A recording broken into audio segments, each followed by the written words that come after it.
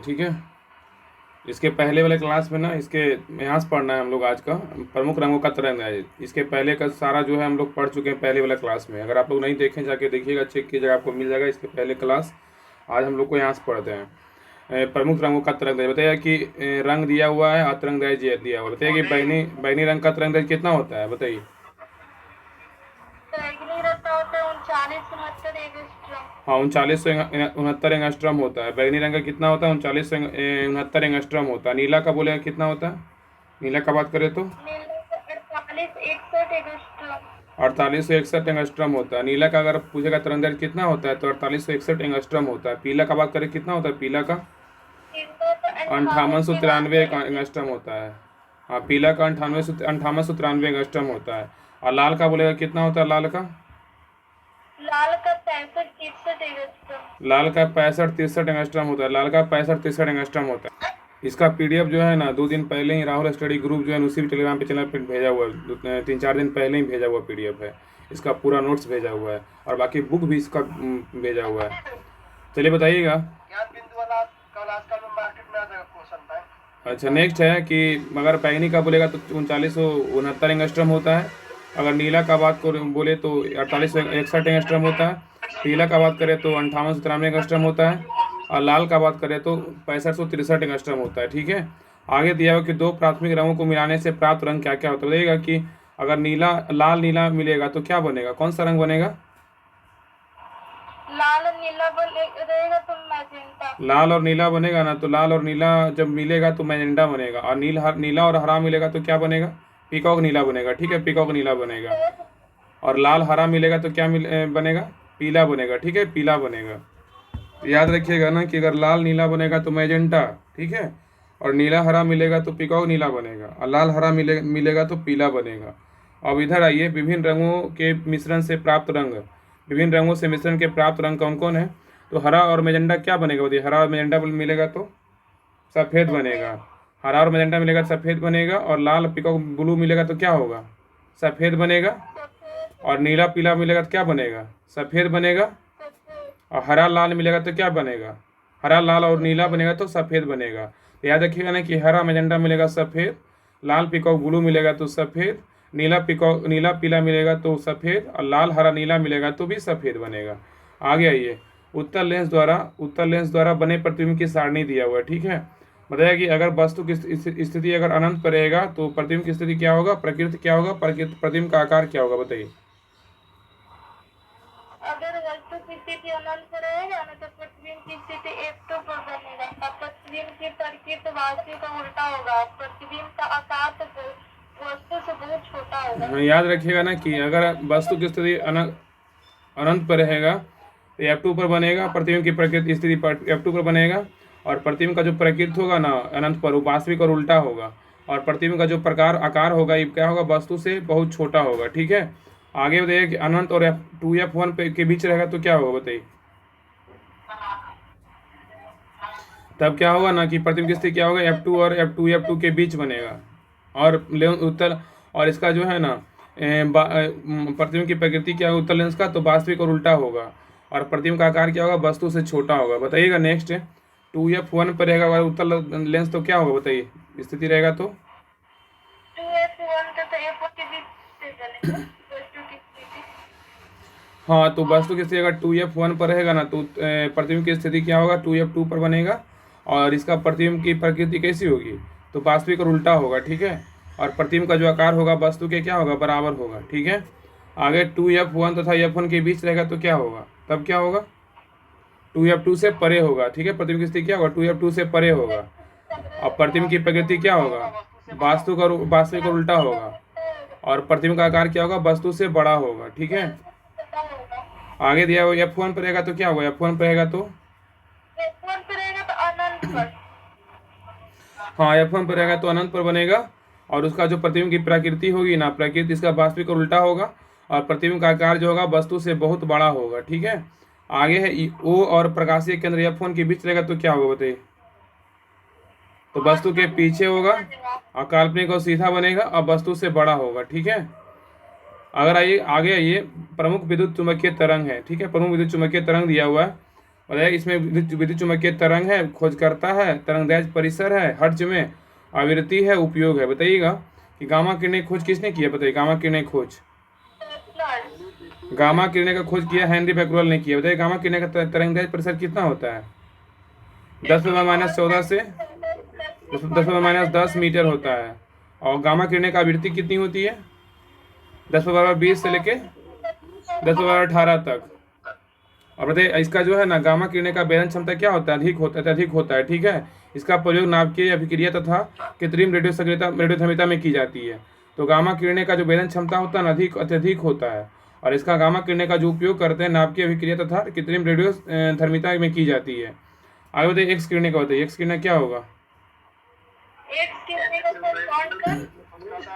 कौन कर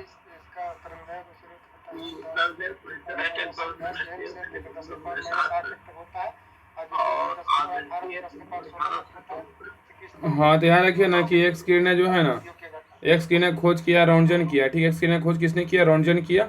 इसका एक्स किरणें का जो तरंगदैर्घ्य परिसर होता है वो 10⁻10 मीटर से 10⁻8 मीटर हर्ट्ज तक होता है। और इसका तरंग एक्स किरणें का जो आवृत्ति होती है 10⁻18 से लेकर 10⁻16 तक होता है। और एक्स किरणें का उपयोग चिकित्सा एवं औद्योगिक क्षेत्र में इसका उपयोग किया जाता है। तो एक्स किरणें का जो उपयोग होता है ना चिकित्सा एवं औद्योगिक क्षेत्र में इसका उपयोग किया जाता है। आगे परावैरणिक किरण, परावैरणिक किरणें बताइए, इसका खोज किसने किया? परावैरणिक किरणों का रीटर परावैरणिक खोज बोलेगा तो रीटर किया था। इसका तरंगदैर्घ्य परिसर कितना होता है? तो 10⁻8 मीटर से 10⁻7 तक होता है, -7 तक। और परावैरणिक किरणें का आवृत्ति क्या होती है? 10⁻16 से 10⁻14 होता है। और सिकाई करने और प्रकाश विद्युत प्रवाह को उत्पन्न करने, बैक्टीरिया को नष्ट करने में किया जाता है। किसका उपयोग करते हैं? परावैरणिक किरणों का। क्वेश्चन देगा ना कि सिकाई करने, प्रकाश विद्युत प्रवाह को उत्पन्न करने, बैक्टीरिया को नष्ट करने में किसका उपयोग करते हैं? परावैरणिक किरणों का उपयोग करते हैं। नेक्स्ट है दृश्य विकिरण की खोज किसने किया? दृश्य विकिरण का बोलेगा तो न्यूटन किया। इसका तरंगदैर्घ्य परिसर कितना होता है दृश्य विकिरण का? 3.9 से लेकर 10⁻7 मीटर से तक होता है। और इसका आवृत्ति कितनी होती है? दृश्य विकिरण का आवृत्ति बोलेगा तो 10⁻14 से लेकर 10⁻12 तक होता है। इसमें हमें वस्तुएं दिखलाई पड़ती है। ठीक है, आगे अवरक्त विकिरण बताइए, अवरक्त विकिरण क्या होगा? खोज को बोलेगा तो हाँ, अवरक्त विकिरण का बोलेगा तो हर्शल किया था। यहाँ पे जो था ना ये दृश्य विकिरण का जो आवृत्ति था परिसर था 3.9 10⁻7 मीटर से लेकर 7.8 मीटर 10⁻7 मीटर तक था। ठीक है, इसको नहीं पढ़े थे। आगे अवरक्त विकिरण का बोलेगा तो हर्शल था, और इसका तरंगदैर्घ्य परिसर बोलेगा तो 7.8 मीटर से 10⁻7 से लेकर 10⁻3 मीटर तक होता है। और अवरक्त विकिरण का आवृत्ति कितनी होती है? तो क्या होगा आवृत्ति बोले तो? अवरक्त विकिरण का बोले 10⁻12 से लेकर 10⁻10 तक होता है। और अवरक्त विकिरण जो है ना ये किरणें ऊष्मीय विकिरण है, ये जिस वस्तु पर पड़ती है उसका ताप बढ़ जाता है। ठीक है, अवरक्त विकिरण क्या होता है ना कि यह जिस वस्तु पर पड़ता है उसका ताप क्या होता है? बढ़ जाता है। इसका उपयोग कोहरे में फोटोग्राफी करने के एवं रोगियों की सेकाई करने में किया जाता है। ठीक है, आगे बताइए कि लघु रेडियो बताइए, लघु रेडियो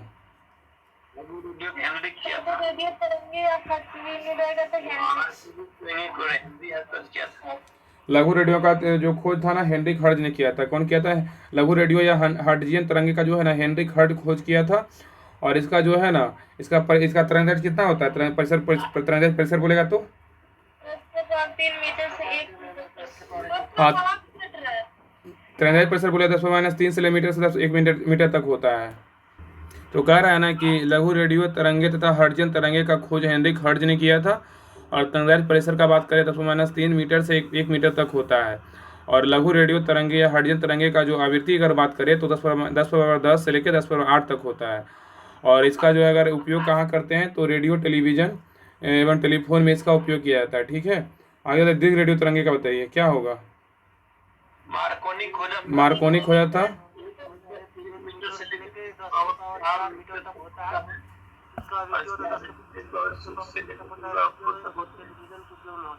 तो दीर्घ रेडियो तरंगे जो है ना इसका खोज किया था मार्कोनी। 1 मीटर से 10⁻4 मीटर तक होता है इसका आवृत्ति तरंगदैर्घ्य परिसर। और इसका दीर्घ रेडियो तरंगा जो आवृत्ति होती है 10⁻6 से लेकर 10⁻4 तक होता है। और इसका उपयोग जो है रेडियो एवं टेलीविजन के में उपयोग करते हैं। ठीक है, आगे नोट में दिया हुआ है कि विद्युत चुम्बकीय तरंग की आवृत्ति जो है ना भेदन क्षमता वेग अनुसार बढ़ते क्रम में है, ठीक है।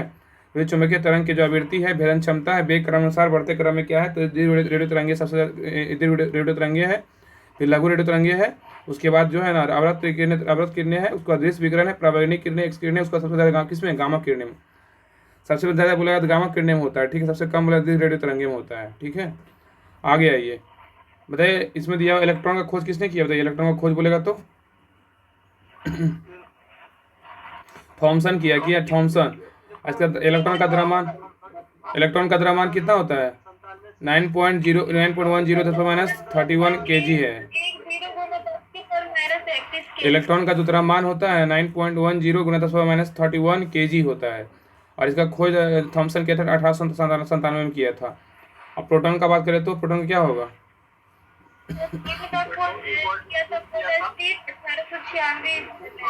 प्रोटॉन का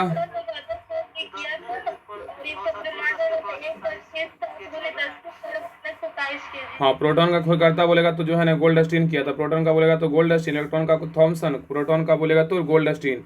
कब किया था 1896 में किया था इसका खोज। और इसका नामकरण बोलेगा तो कौन किया था, रदरफोर्ड किया था। प्रोटॉन का नाम का नामकरण बोलेगा रदरफोर्ड, खोजकर्ता बोलेगा तो गोल्डस्टीन। इसका द्रव्यमान कितना होता है 1.67 × 10⁻27 kg होता है।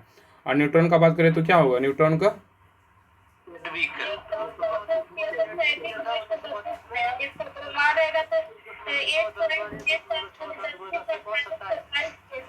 हाँ तो न्यूट्रॉन का जो है ना द्रव्यमान कितना होता है, तो न्यूट्रॉन का द्रव्यमान 1.67 × 10⁻27 kg। और इसका अगर खोजकर्ता बोलेगा चैंडविक 1932 में किया था, ठीक है। आगे आइए, कुछ प्रमुख मूलक कणों का विवरण निम्न है। कुछ प्रमुख मूलक कणों का विवरण है दिया हुआ है, इसमें कण दिया हुआ है, द्रव्यमान दिया हुआ है, आवेश दिया हुआ है, और खोजकर्ता दिया हुआ है, विशेष दिया हुआ है। बस आवेश जो है ना खोजकर्ता कम समय याद रखिएगा, विशेष याद रखिएगा। तो रहेगा प्रोटॉन का जो पॉजिट्रॉन का जो है ना पॉजिट्रॉन का द्रव्यमान कितना होता है 9.1008 × 10⁻31 द्रव्यमान होता है। और इसका आवेश कितना होता है +1.6 × 10⁻19 होता है। और इसका पॉजिट्रॉन का खोज किसने किया था, एंडरसन ने किया था। किसने, एंडरसन। इलेक्ट्रॉन का विशेष क्या है, इलेक्ट्रॉन का एक एटी कण है। इलेक्ट्रॉन क्या है, एटी कण है। अगर न्यूट्रॉन का बात करें तो द्रव्यमान 0 होता है, आवेश 0 होता है। और न्यूट्रिनो की खोज किसने किया था, पाउली किया था न्यूट्रॉन की खोज, ठीक है। आगे दिया हुआ है कि पाई मेसोन का जो है द्रव्यमान कितना होता है, पाई मेसोन का जो हाँ पाई मेसोन का जो है ना इसका द्रव्यमान होता है इलेक्ट्रॉन का 274 गुना होता है। और इसका आवेश जो होता है धनात्मक और ऋणात्मक दोनों होता है। और इसका पाई मेसोन का खोजकर्ता युकावा किया था, युकावा। और इसका स्थायी जीवन काल 10⁻8 सेकंड का होता है। अगर फोटोन का बात करें तो फोटोन का क्या होगा, इसका 0 होता है द्रव्यमान, ठीक है। और आवेश भी 0 होता है। और फोटोन का खोजकर्ता बोले आइंस्टीन था। और इसका वेग प्रकाश के वेग से क्या होता है, बराबर होता है, याद रखिएगा। पॉजिट्रॉन का खोज कोई बोलेगा तो एंडरसन, न्यूट्रिनो का बोलेगा तो पाउली, और पाईमेसोन का बोलेगा तो युकावा, और फोटोन का बोलेगा तो आइंस्टीन खोजकर्ता किया था, ठीक है। आगे दिया गया सबसे पहले इलेक्ट्रॉन के आवेश सफलतापूर्वक निर्धारण मिलकर ने किया था, तेल बूंद प्रयोग विधि द्वारा। इलेक्ट्रॉन की तरंग प्रकृति खोज किसने किया था, डिक ब्रोगली ने किया था। इलेक्ट्रॉन की तरंग प्रकृति खोज किसने किया था, डिक ब्रोगली ने किया था। आगे दिया हुआ है प्रमुख यंत्र है, उपकरण एवं उसके उपयोग है, ठीक है। प्रमुख यंत्र, उपकरण एवं उसके उपयोग है। यंत्र दिया हुआ है और उपयोग दिया। बताइएगा कि आमीटर का उपयोग कहाँ होता है, बताइए आमीटर का उपयोग बोलेगा तो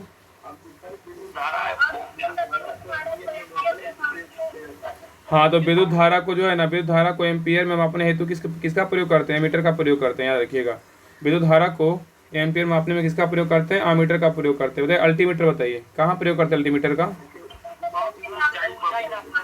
हाँ विमानों की ऊंचाई मापने में जो है अल्टीमीटर का प्रयोग करते हैं। विमानों की ऊंचाई मापने में अल्टीमीटर का प्रयोग करते हैं।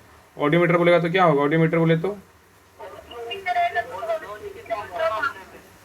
हाँ ध्वनि की तीव्रता बोलेगा तो ऑडियोमीटर का प्रयोग करते हैं। ध्वनि की तीव्रता बोलेगा ऑडियोमीटर का प्रयोग करते हैं।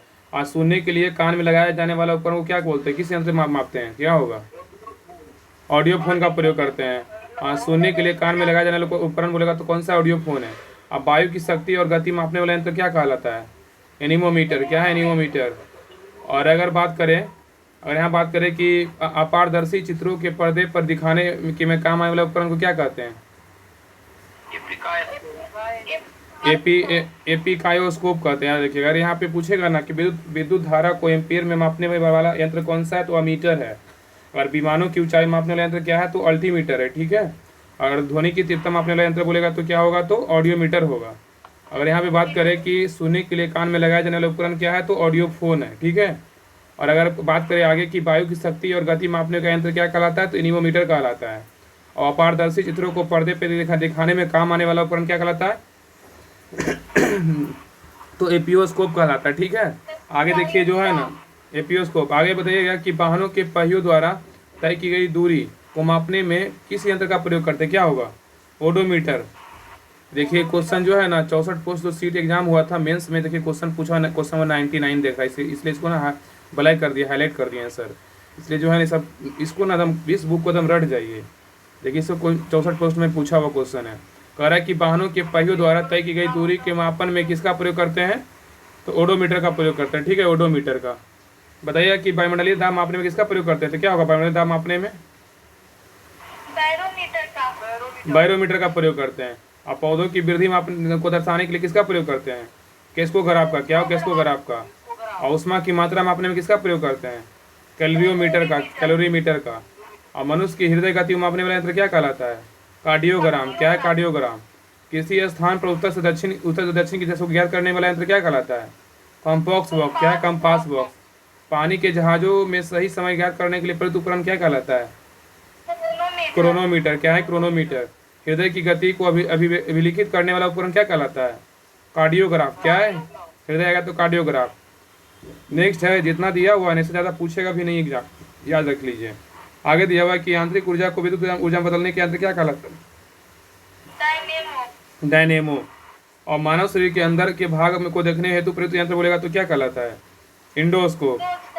और समुद्र की गहराई मापने वाला यंत्र बोलेगा तो क्या कहलाता है, थर्मोमीटर।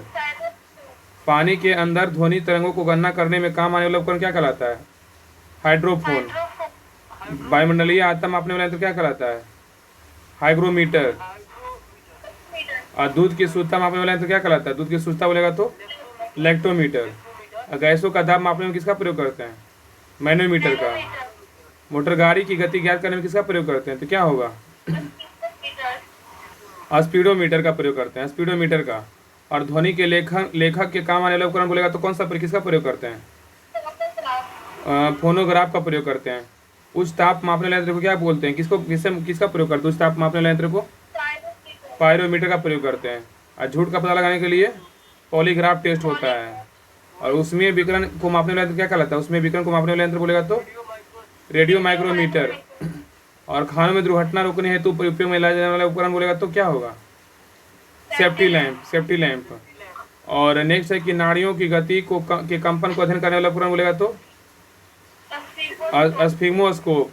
धमनियों में रुधिर के दाब को मापने वाला उपकरण क्या कहलाता है, स्फिग्नोमैनोमीटर। शर्करा की सांद्रता को मापने वाला यंत्र क्या कहलाता है, तो क्या होगा, सेक्रोमीटर। और भूकंपीय तीव्रता मापने वाला यंत्र क्या कहलाता है, सिस्मोग्राफ। वायुयान की गति मापने वाला यंत्र बोलेगा तो टेकोमीटर। एसी को विद्युत वोल्टेज को कम या अधिक करने में क्या कहलाता है, ट्रांसफार्मर, क्या है ट्रांसफार्मर। मस्तिष्क की ट्यूमर या एवं हृदय की दोष को ज्ञात करने में क्या कहलाता है, तो अल्ट्रासोनोस्कोप। वर्षा मापक यंत्र क्या कहलाता है, वर्षा मापक यंत्र बोलेगा तो यूडोमीटर या रेन गेज। और विद्युत शक्ति मापने का यंत्र क्या कहलाता है, विद्युत शक्ति मापने यंत्र बोलेगा तो वाट मीटर। किसी रेडियो तरंग का तरंग मापने यंत्र क्या कहलाता है, वेव मीटर। और मोटर गाड़ी द्वारा तय की गई दूरी मापने यंत्र क्या कहलाता है, ओडोमीटर। एक बार और देख लीजिए, ठीक है, एक बार और देखिए। हम इधर यंत्र पूछेंगे, आप लोग उपयोग बताइए कहाँ कहाँ उपयोग होता है, ठीक है, बताइएगा बताइए कि अमीटर का उपयोग कहाँ करते हैं, मीटर का उपयोग बोलेगा तो अमीटर का उपयोग कहाँ करते हैं, बताइए। हाँ, अमीटर का उपयोग कहाँ करते हैं, विद्युत धारा को एम्पीयर मापने वाला हेतु प्रयुक्त यंत्र बोलेगा तो अमीटर होता है। अल्टीमीटर बोले कहाँ प्रयोग करते हैं, अल्टीमीटर का विमान की ऊंचाई मापने में अल्टीमीटर का प्रयोग करते हैं। ऑडियोमीटर का बोलेगा तो ऑडियोमीटर। हाँ, ऑडियोमीटर बोलेगा ध्वनि की तीव्रता मापने में करते हैं, ध्वनि की तीव्रता मापने में। और ऑडियो फोन का बात करें तो ऑडियो फोन बोलेगा तो सुनने के लिए कान में लगाया जाने वाला उपकरण बोलेगा तो ऑडियो फोन है। एनीमोमीटर बोलेगा तो एनीमोमीटर बोलेगा तो वायु की शक्ति और गति मापने वाला यंत्र एनीमोमीटर कहलाता है। एपियोस्कोप बोलेगा तो क्या होगा? एपियोस्कोप बोलेगा तो जो है ना अपारदर्शी चित्रों को पर्दे पर दिखाने में काम आने वाला उपकरण बोलेगा तो एपियोस्कोप। अब बताया कि ओडोमीटर का प्रयोग कहाँ करते हैं? ओडोमीटर बोलेगा तो उपयोग कहाँ करते हैं? अगर ओडोमीटर का बात करें तो कहाँ प्रयोग करते हैं? तो वाहनों के पहियों द्वारा तय की गई दूरी को मापने में जो है ना ओडोमीटर का प्रयोग करते हैं। बताया कि बैरोमीटर का प्रयोग कहाँ करते हैं? बैरोमीटर का उपयोग बोलेगा तो वायुमंडलीय दाब मापने में जो है ना ये करते हैं, बैरोमीटर का प्रयोग करते हैं। और केसोग्राफ का प्रयोग कहाँ करते हैं? केसोग्राफ का बोलेगा तो पौधों को वृद्धि दर्शाने के लिए जो है ना केसोग्राफ का प्रयोग करते हैं। कैलोरीमीटर का प्रयोग कहाँ करते हैं? कैलोरीमीटर का उष्मा की कैलोरीमीटर का प्रयोग जो करते हैं ना उष्मा की मात्रा मापने में प्रयोग करते हैं। बिल्कुल सही। आगे बताइए कि कार्डियोग्राम बताइए, कार्डियोग्राम का प्रयोग कहाँ करते हैं? कार्डियोग्राम का जो प्रयोग करते हैं ना मनुष्य की हृदय गति को मापने वाला में कार्डियोग्राम का प्रयोग करते हैं। बताइए ध्वनि की तीव्रता मापने में किसका प्रयोग करते हैं? ध्वनि की तीव्रता मापने बोलेगा तो बताइए ध्वनि की तीव्रता मापने किसका प्रयोग करते हैं? ऑडियोमीटर का प्रयोग करते हैं। कहाँ दिया है ऑडियोमीटर का? बताइए कंपास बॉक्स का प्रयोग कहाँ करते हैं? कंपास बॉक्स का बोलेगा तो कहाँ प्रयोग करते हैं? किसी स्थान पर उत्तर से दक्षिण की कोई दिशा ज्ञात करने में प्रयोग करते हैं। ठीक है। बताइए क्रोनोमीटर का प्रयोग कहाँ करते हैं? क्रोनोमीटर का बोलेगा तो पानी के जहाजों को सही समय ज्ञात करने पर उपकरण है क्रोनोमीटर। और कार्डियोग्राफ का प्रयोग कहाँ करते हैं? कार्डियोग्राफ का बोलेगा तो कार्डियोग्राफ का जो प्रयोग है ना ये हृदय की गति को अभिलेखित करने वाला उपकरण है कार्डियोग्राफ। ठीक है। और डायनेमो का प्रयोग डायनेमो का उपयोग बताइए।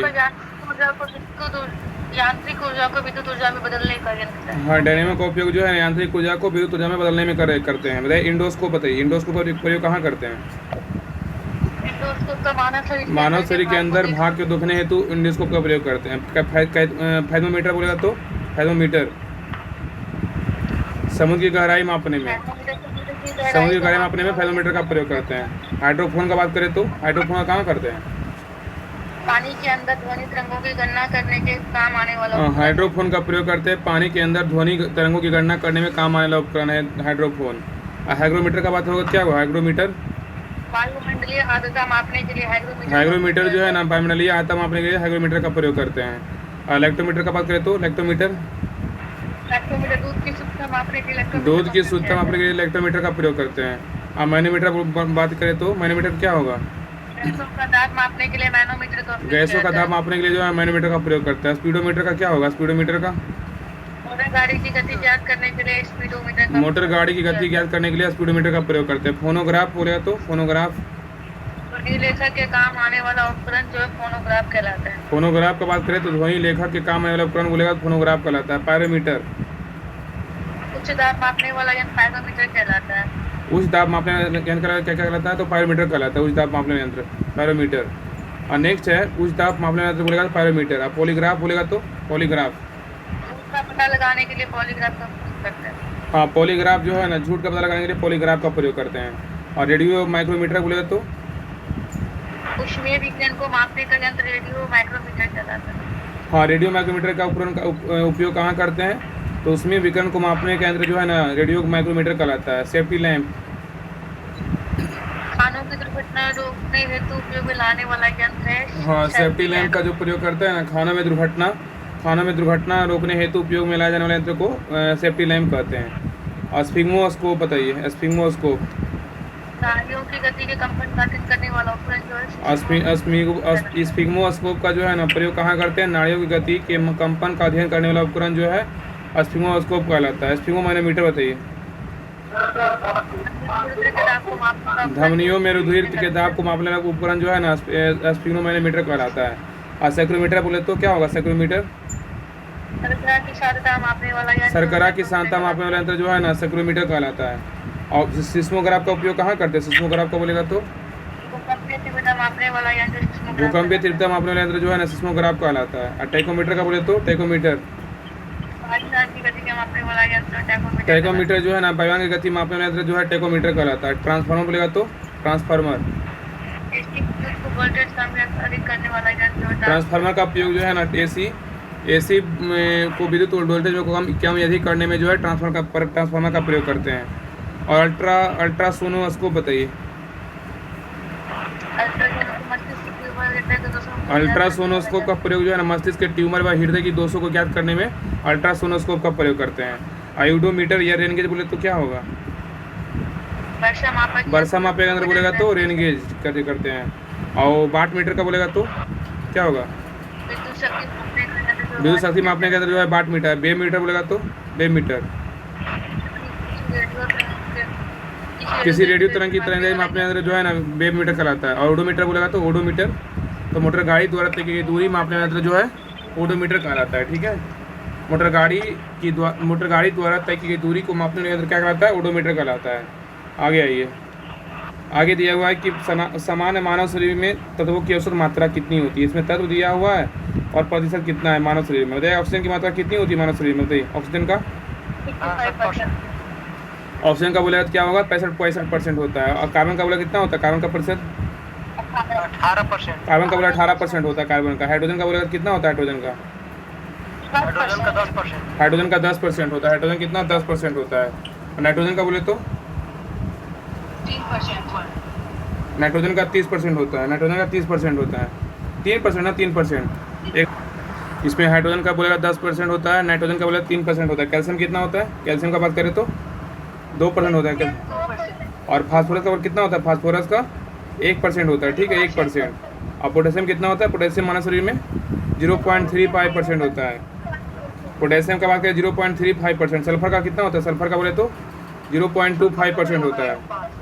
और सोडियम का बोलेगा कितना? सोडियम का होता है, सोडियम का 0.15 होता है। और क्लोरीन का कितना होता है? क्लोरीन का 0.15। और मैग्नीशियम का बोलेगा कितना होता है? मैग्नीशियम का 0.05। और लोहा का बोले कितना? लोहा का 0.004 होता है। अंतत्व कितना? अंतत्व बोले कितना होता है? अंतत्व का बोलेगा तो 0.0046 होता है। याद रखिए ना कि समान मानव शरीर में जो तत्वों का जो औसत मात्रा होता है ना, ऑक्सीजन में कितना होता है? 65% ऑक्सीजन का, कार्बन का 18%, हाइड्रोजन का 10%, नाइट्रोजन का 3%, कैल्शियम का 2%, फास्फोरस का 1%, पोटेशियम का 0.35%, सल्फर का होता है 0.25%, सोडियम का 0.15%, और क्लोरीन का भी होता है 0.15%, मैग्नीशियम का 0.05%, और लोहा का बात करें तो लोहा का 0.004%, और वन तत्व का बात करें 0.0046% होता है। ठीक है, इधर आइए। आम जीवन में जो है रासायनिक अभिक्रिया के उदाहरण क्या क्या होते हैं? रासायनिक अभिक्रिया के उदाहरण क्या क्या है? अब दूध से दही बनना क्या किसका उदाहरण है? क्या होगा? रासायनिक अभिक्रिया है ना, क्योंकि वापस जो है ना उस दूध को दही बनाएंगे वापस दूध नहीं बनेगा, इसलिए रासायनिक अभिक्रिया। जो वापस आ जाए ना उससे भौतिक अभिक्रिया होता है, और जो वापस नहीं है उसे रासायनिक अभिक्रिया बोलते हैं। तब फलों द्वारा शराब बनाना क्या है? कौन सा अभिक्रिया है? तो रासायनिक अभिक्रिया। ये भी क्या है? रासायनिक अभिक्रिया, वापस नहीं आएगा। आगे देखिए, भोज्य पदार्थों का शरीर में के अंदर ऑक्सीकरण क्या होगा? रासायनिक अभिक्रिया है। फलों का पकना कौन सा अभिक्रिया? बताइए, फलों का पकना बोलेगा तो रासायनिक अभिक्रिया है। और लोहे पे जंग लाना किसका कौन सा अभिक्रिया है? रासायनिक अभिक्रिया। ये सब याद कर लीजिए। भोजन का पचना बोलेगा तो क्या है? रासायनिक अभिक्रिया है। श्वसन बोलेगा तो क्या है? रासायनिक अभिक्रिया है। मोमबत्ती का जलना रासायनिक अभिक्रिया है। लेकिन अगर मोमबत्ती का पिघलना बोलेगा ना तो भौतिक रासायनिक दोनों है। और पत्तों का सूखना बोलेगा तो क्या होगा? रासायनिक अभिक्रिया है। और दहन बोलेगा तो रासायनिक अभिक्रिया है। तो याद रखिएगा ना कि रासायनिक अभिक्रिया वो अभिक्रिया होता है ना जो वापस बनाने के बाद वापस उस आकार में नहीं आता है। तो दूध से दही बनना रासायनिक अभिक्रिया है, फलों को द्वारा शराब बनना रासायनिक अभिक्रिया है, और भोज्य पदार्थों का शरीर के अंदर ऑक्सीकरण बोलेगा तो रासायनिक अभिक्रिया है, फलों का पकना बोलेगा तो रासायनिक अभिक्रिया है, और लोहे पर जंग लगाना रासायनिक अभिक्रिया है, और भोजन का पचना बोलेगा तो रासायनिक अभिक्रिया है, और शोषण बोलेगा तो रासायनिक अभिक्रिया है, और मोमबत्ती का जलना बोलेगा तो रासायनिक अभिक्रिया, पत्तों का सूखना रासायनिक अभिक्रिया, दहन बोलेगा तो रासायनिक अभिक्रिया है। आगे है अक्रिय गैस दिया हुआ है। ठीक है, अक्रिय गैस है, इसमें अक्रिय गैस दिया हुआ है, परमाणु संख्या है, परमाणु भार है, इलेक्ट्रॉनिक विन्यास है, बाह्यतम सेलों में इलेक्ट्रॉनों की संख्या है। तो देखिएगा कि हीलियम का परमाणु संख्या कितनी होती है? बताइए, हीलियम का परमाणु संख्या 2 होता है। कितना होता है? 2 होता है। अब बताइए हीलियम का परमाणु भार कितना होगा? तो 4.002 होता है, 4.002 ना। और हीलियम का इलेक्ट्रॉनिक विन्यास कितना होता है? तो 2 होता है। ठीक है, और बाह्यतम सेलों में इलेक्ट्रॉन की संख्या कितनी होती है हीलियम का? इसका भी ना 2 होता है, याद रखिएगा। और नियॉन का परमाणु संख्या कितनी है? नियॉन का बोलेगा तो नियॉन का 10 होता है, ठीक है। परमाणु संख्या कितना होता है? नियॉन का 10 होता है। परमाणु भार बोलेगा कितना होता है? परमाणु भार बोले तो 20.180 होता है, 20.180 और इलेक्ट्रॉनिक विन्यास बोलेगा कितना होता है? नियॉन का 28 होता है, 28। और बाह्यतम सेलों में इलेक्ट्रॉनों की संख्या में बोलेगा नियॉन का कितना होता है? तो 8 होता है, 8। आर्गन का परमाणु संख्या कितनी होती है? आर्गन का परमाणु संख्या बोले तो 18 होता है। परमाणु भार बोले कितना होता है? परमाणु भार 39.948 होता है। इलेक्ट्रॉनिक विन्यास बोले कितना होता है? 288 होता है। ये पूछा हुआ क्वेश्चन है। और बाह्यतम सेलों में इलेक्ट्रॉन की संख्या कितनी होती है आर्गन में? तो 8 होता है। सभी में ना 8 होता है, सिर्फ पता है हेलियम में ना बस 2 होता है, सभी में 8 होता है। और नेक्स्ट बताइए कि क्रिप्टॉन में कितना होता है? क्रिप्टॉन की बात करें तो हाँ, क्रिप्टॉन में कितना होता है? 36 होता है, ठीक है। और परमाणु भार कितना होता है? 83.798, हाँ 8 होता है। और एक क्रिप्टॉन का बोलेगा कि इलेक्ट्रॉनिक विन्यास कितना होता है? 28 होता है। और बाह्यतम सेलों में इलेक्ट्रॉन की संख्या कितना होता है? तो 8 होता है, ठीक है, 8 होता है। अब नेक्स्ट बताएगा जेनॉन को दे। जेनॉन कितना होता है? परमाणु संख्या जेनॉन का 54 होता है जेनॉन का। और इसका परमाणु भार बोला कितना? परमाणु भार 131.29 होता है। और इलेक्ट्रॉनिक विन्यास बोलेगा तो 28 होता है। और इसका बोलेगा तो कितना होता है? इलेक्ट्रॉन बाह्यतम सेलों में इलेक्ट्रॉन की संख्या 8 होता है। जानते हैं इसका जो अगर पूछेगा ना, बस इतना याद रखिएगा ना, इलेक्ट्रॉनिक विन्यास याद रहेगा ना तो बाह्यतम सेलों में इलेक्ट्रॉन की संख्या हमेशा याद रहेगा। उसका लास्ट इकाई अंक जो है ना उसका मान होता है, ठीक है। जिससे 2 था ना हीलियम का, तो 2 इसका था। बाकी सब में देखिए neon, argon, krypton, xenon, radon में सब में 8 लास्ट में है ना, सभी का बाह्यतम इलेक्ट्रॉन की संख्या में कितना होगा? 8 होगा। तो याद, उसको याद नहीं रखिए तो याद रहेगा हमेशा। और रेडॉन को कितना? रेडॉन का बोलिए, रेडॉन का 86 होता है। और परमाणु भार कितना? तो 222 होता है रेडॉन का। और इलेक्ट्रॉनिक विन्यास कितना होता है? 2 8 18 32 18 8 होता है। तो याद रखिएगा ना कि बताइए फिर से, हीलियम का परमाणु संख्या कितना है? हीलियम का परमाणु संख्या 2। और नियॉन का बोलेगा तो 10। आर्गन का बोलेगा तो परमाणु संख्या कितना है? 18। क्रिप्टॉन का 36, जेनॉन का 54, रेडॉन का 86। अब परमाणु भार बोले कितना होता है? हीलियम का परमाणु भार 4.002। और नियॉन का 20.180। आर्गन का 39.948। क्रिप्टॉन का बोले तो 883.798। जेनॉन का बोले तो 131.29। और रेडॉन का बोलेगा तो 222 मतलब 222 होता है। बताया कि हीलियम का इलेक्ट्रॉनिक विन्यास कितना होता है? 2 होता है, ठीक है। इलेक्ट्रॉनिक विन्यास 2 होता है। और नियॉन का बोले कितना? नियॉन का बोले तो नियॉन का 28 होता है, नियॉन का 28। और आर्गन का कितना होता है? 288 होता है। और क्रिप्टॉन का कितना? क्रिप्टॉन का बोले तो 28 होता है। और जेनॉन का 28 होता है। और रेडॉन का 28 होता है। तो आज के लिए रहने दीजिए यहीं तक, आगे पढ़ेंगे कल, ठीक है। आगे थोड़ा सा और बचा हुआ है, इसको कल कर लेंगे। बाकी पहले क्लास रिवीजन करते रहिएगा। बाकी कल जो है नोट्स शायद नहीं है, ख़त्म होगा, बहुत तभी दिया हुआ है। कोई नहीं, ठीक है, रहने दीजिए आज के लिए यहीं तक, आगे कल पढ़ेंगे। बहुत इंपॉर्टेंट नोट्स है, सब मिक्स दिया हुआ है।